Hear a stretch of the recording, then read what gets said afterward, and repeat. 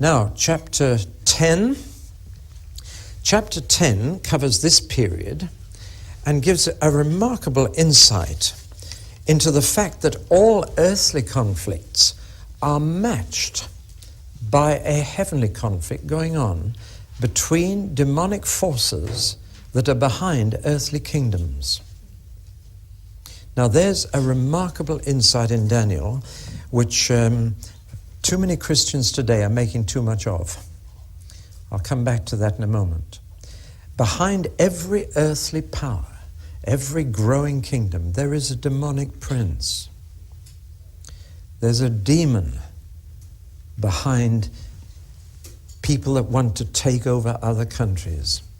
You find that easy to believe by looking at Czechoslovakia today, don't you? There's something demonic about the way they're destroying their own land.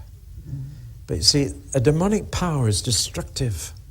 It doesn't care what they do as long as we become powerful. It takes men over.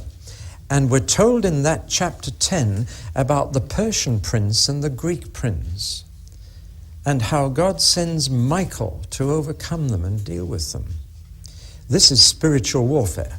This really is. The demons up there, the princes, the evil angels, fallen angels, demonic powers behind all the battles that go on down here. Earthly battles are a reflection of a spiritual battle that's going on up there. That's the unique insight in Daniel chapter 10. I just want you to notice that Daniel isn't involved in that battle. It is left entirely to the angels. I'm afraid too many Christians are building a whole strategy on just 2 verses in Daniel 10.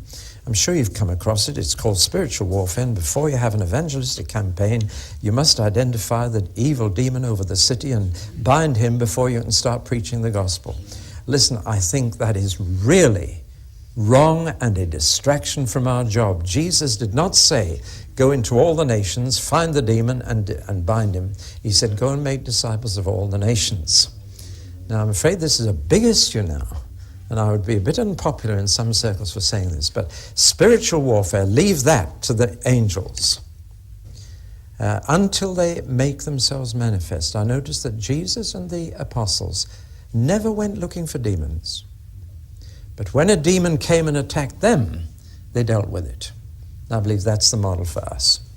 Not to go looking for demons and trying to bind them, but to get on with our job of making disciples for the kingdom. And if demons do manifest themselves, then deal with them in the name of Jesus. Paul was so patient with one that he waited 3 days before he cast the demon out of a girl that was messing up their meetings. Don't get involved in spiritual warfare unless demons manifest themselves to you. Then tackle them in the name of Jesus. We have another task, and that's to get on with spreading the good news of the kingdom. Daniel, it happened while he was praying, and God showed him while he prayed that that was going on up there, but that God was dealing with that with other angels. And Daniel was to get on with his job down here. It's just an insight we need to have. And again, you can exaggerate Ephesians 6. It's true we don't wrestle against flesh and blood, but with principalities and powers in heavenly places. But wrestle means they attack you first. Don't go looking for them. And we can get quite distracted if we get too involved in this. But it's an insight that we need to have, that all the struggles down here are in a sense an overflow from a struggle that's going on in heavenly places between the forces of light and darkness. Daniel was allowed to see that, but God told him, I'm dealing with it. Leave that one to me. You get on with your job down there. I just throw that in because I'm afraid Daniel 10 has become almost a proof text for what's now called spiritual warfare.